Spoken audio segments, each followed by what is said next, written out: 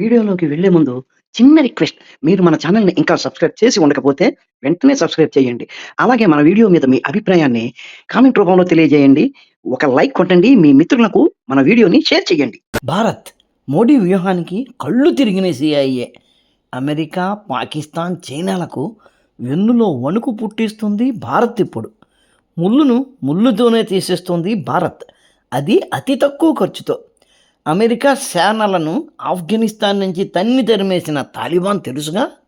ప్రపంచానికి తీవ్రవాదం విషయంలో భయం పుట్టిన తాలిబాన్లనే తీవ్రవాదుల నిర్మూలనకు భారత్ వాడుకుందని తెలుసుకున్న సిఐఏ నివ్వెరపోయింది. అది శత్రు దేశంలోకి గుసాయించి బలూచిస్తాన్, పాక్ ఆక్రమిత కాశ్మీర్, ఇంకా పాకిస్తాన్లో అనేక మంది భారత్ వ్యతిరేక టెర్రరిస్టులను తాలిబాన్ ఎప్పటికే ముట్టుబెట్టింది.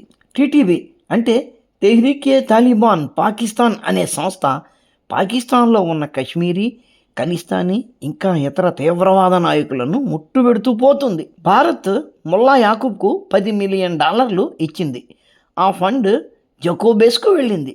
జకోబేస్ అంటే ప్రస్తుతం తాలిబాన్ సుప్రీం కమాండర్ హైబతుల్లా వ్యక్తిగత భద్రతా సిబ్బంది ఉండే ప్రదేశం. కేవలం $10 మిలియన్ ఇండియా తన లక్షిత ఉగ్రవాదుల్ని లేపేస్తుంది.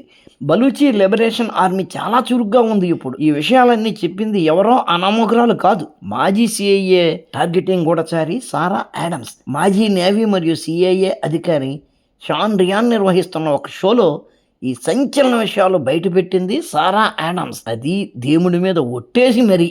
ఇలాంటి నెక్సెస్ ఎలా సాధ్యం అయ్యిందో అమెరికాకి, ఇతర గూఢచారి ఏజెన్సీలకు ఏమీ అర్థం కావట్లేదు. ఎలాంటి నెట్వర్క్ ఇండియా బిల్డప్ చేసుకుందో చూసి వణుకుడు స్టార్ట్ అయింది శత్రు దేశాలకు. బహుశా 1-2 రోజుల్లో ఈ విషయాన్ని ఖండిస్తూ మన దేశం ప్రకటన చేస్తుందనుకోండి, అది వేరే విషయం. ఆమె అక్కడితో ఆగలేదు. పాక్ వెన్నులో దడ పుట్టించే మరిన్ని విషయాలు బయటపెట్టింది. పాక్ రాజకీయ పార్టీ జమాయత్ ఉలేమా ఇస్లాం తాలిబాన్తోనూ అల్ఖైదాతో కూడా లింక్ పెట్టుకుని పాక్లోని federal administrative area of tribals ప్రాంతాన్ని త్వరలో స్వాధీనం చేసుకుని తమ ఆధీనంలోకి తెచ్చుకోబోతుందని. పాకిస్తాన్ అస్తిత్వం కొద్ది రోజుల్లో ఏమంటారు? మొత్తం మీద మోడీ, అజిత్ దోవల్, జైశంకర్ ట్రయో అంటే అతగాడు చెబుతున్న శివుడి త్రిశూలం ఇదేనేమో.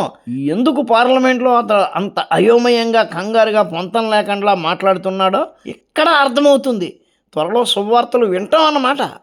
జై హింద్.